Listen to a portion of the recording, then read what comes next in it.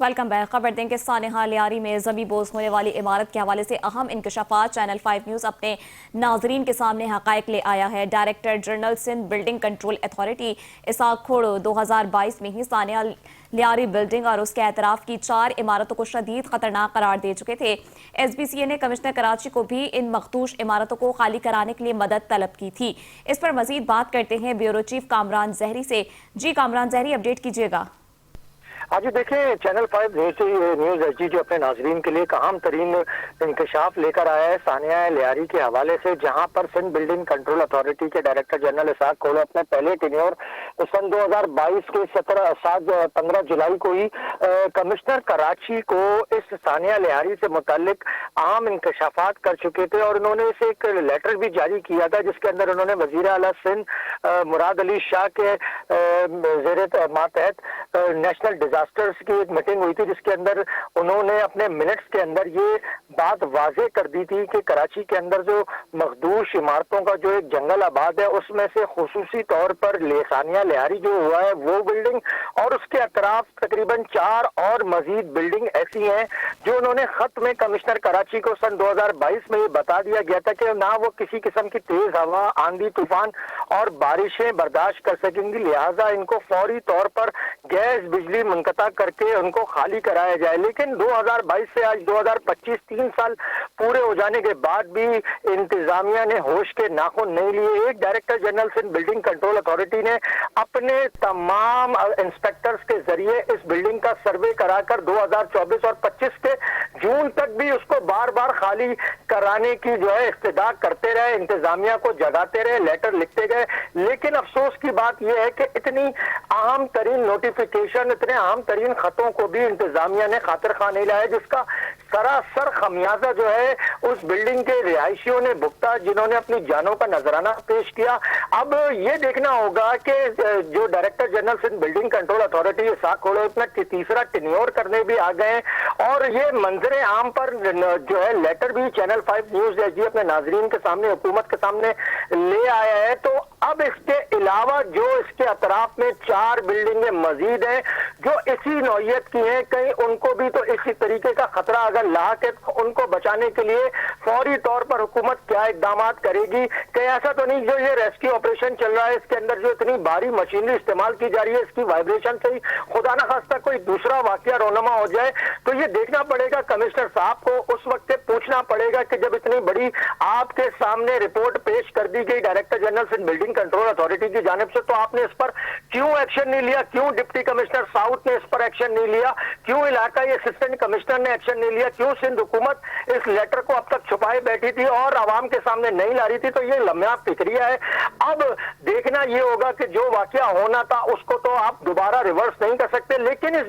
Letter کے اندر مزید جتنی بلڈنگوں کا ذکر کیا گیا ہے، خدارہ فوری طور پر ان کو ریسکیو کیا جائے۔ جو بھی حکومت اس کے اوپر اقدامات کرنا چاہتی ہے، تحقیقاتی اداروں سے لینا چاہتی ہے، این ڈی ایم اے سے لینا چاہتی ہے، یا کوئی بھی وفاقی حکومت سے مدد لینا چاہتی ہے، فوری طور پر لے کر اس کے اطراف کی مزید جو 4 بلڈنگیں اسی نوعیت کی ہیں ان کو فوری طور پر ریسکیو کیا جائے، ان کی عوام کو وہاں سے جو ہے نکال کر کسی فرضی جو عارضی کیمپ میں ان کو ابھی ٹھہرایا جائے تاکہ ان کی قیمتی جانوں کی جو ہے حفاظت کی جا سکے۔ جی اچھا کامران، یہ بتائے گا کہ کیا ایس بی سی کے پاس خود اختیار نہیں جو ان مخدوش عمارتوں کو خالی کروا سکے یا نوٹسز جاری کر سکے؟ دیکھیں، سندھ بلڈنگ کنٹرول اتھارٹی ایک ایسا محکمہ ہے جو سندھ کے زیر جو ہے انتظام کام کرتا ہے، اور سندھ بلڈنگ کنٹرول اتھارٹی کے محکمے کے اندر ایسا کوئی جو ہے عملہ نہیں آتا۔ ایک پولیس اسٹیشن کا تو قیام کیا گیا ہے جس کے اندر وہ غیر قانونی تعمیرات سمیت دیگر معاملات پہ ایف آئی آر تو درج کر سکتا ہے، لیکن جو علاقہ مکین ہوتے ہیں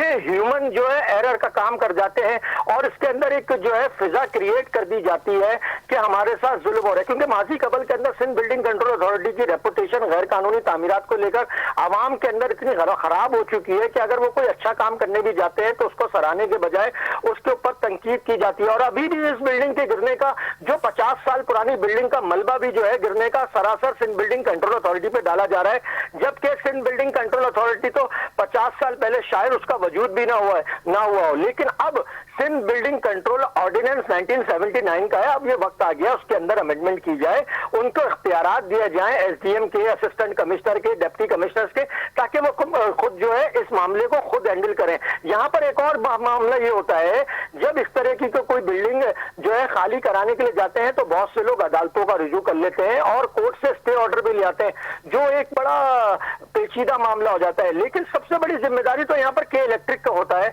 क्योंकि जब उनको मुतनब्बे कर दिया, सुई गैस को मुतनब्बे कर दिया कि ये डेंजरस बिल्डिंग है, ये गिरने वाली है या गिरा दी जाएगी, तो उनको कनेक्शन क्यों उनके मुनक़ता नहीं की जा रहे, उनको मजीद नए कनेक्शन वो कैसे दे रही है। सिंध हुकूमत को इन चीजों को देखना चाहिए, कमिश्नर साहब को देखना चाहिए। इलाकाई डिप्टी कमिश्नर का सबसे पहला फर्ज होता है, क्योंकि एडमिनिस्ट्रेटिव मामला सिर्फ और सिर्फ इलाके का डिप्टी कमिश्नर देखता है और इलाके का डिप्टी कमिश्नर के पास जिले के जो है चीफ मिनिस्टर के इख्तियारात होते हैं। अगर डिप्टी कमिश्नर अपने अमले के साथ किसी बिल्डिंग पे अगर खाली कराने पे आ जाए तो मैं ये समझता हूं कि किसी का कोई ताकत उसको इस काम के लिए नहीं रोक सकती। जी अच्छा कामरान, ये बताएगा, जैसे आपने कहा कि सिंध हुकूमत एक्शन क्यों नहीं लेती जब ये इमारतें बन रही होती, तो यही मेरा सवाल है कि जब ये इमारत बन रही थी, गैर कानूनी बन रही थी और 3 मंजिला इमारत की परमिशन ली गई थी, लेकिन उस पे जो है वो 6 मंजिला इमारत खड़ी कर दी गई है, तो तब उस जगह का विजिट क्यों नहीं किया गया, तब उस इमारत को क्यों नहीं रोका गया? देखिए, ये तो सारे ही बात लोग जानते हैं कि सिंध बिल्डिंग कंट्रोल अथॉरिटी का इदारा जो है एक गैर कानूनी तामीरात को तहफ़्फ़ुज़ देने के लिए भी सर-ए-फ़हरिस्त रहता है। लेकिन जिस इमारत की पर्टिकुलर आप बात कर रही हैं वो 1979 से पहले की 50 साल पुरानी बात है, तो हम उस वक्त के डायरेक्टर जनरल को कहाँ से ढूंढें, कहाँ से उसे के अमले को ढूंढें, या देखें उस वक्त भी डिप्टी कमिश्नर्स मौजूद थे, उस वक्त भी असिस्टेंट कमिश्नर मौजूद थे। आज आप अपने घर के अंदर एक ईंट लगाने जाएं, इलाकाई थाना आपके घर पे सबसे पहले पहुंच जाता है कि काम हो रहा है। इलाके के असिस्टेंट कमिश्नर अपने रीडर्स के जरिए वहां पर आपको लेटर जारी करना शुरू कर देते हैं कि काम बंद करो। तो ये सिर्फ सिंध बिल्डिंग कंट्रोल अथॉरिटी का तो अकेले का जिम्मा नहीं रहा। सिंध हुकूमत के मातहत चलने वाले तमाम इदारे अपनी जेबें गर्म करने के लिए किसी जायज या नाजायज हर किस्म की तामीरात में सबसे पहले पहुंच जाते हैं। लेकिन रेस्क्यू के अमले की जब बात की जाए तो आवाम का तो ये भी शिकवा देखने के लिए आया कि 1 घंटे तक कोई रेस्क्यू का अमला भी वहां पर नहीं पहुंच पाया। तो ये भी तो फिर आप लोगों को सोचना चाहिए, आवाम को देखना पड़ेगा कि कराची के साथ खिलवाड़ करने के लिए क्या सिर्फ सिंध बिल्डिंग कंट्रोल अथॉरिटी का इदारा है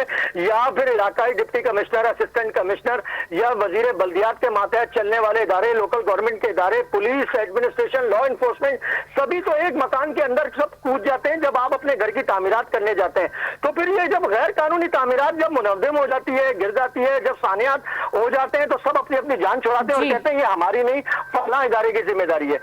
तफसीलात के लिए शुक्रिया ब्यूरो चीफ कामरान जहरी।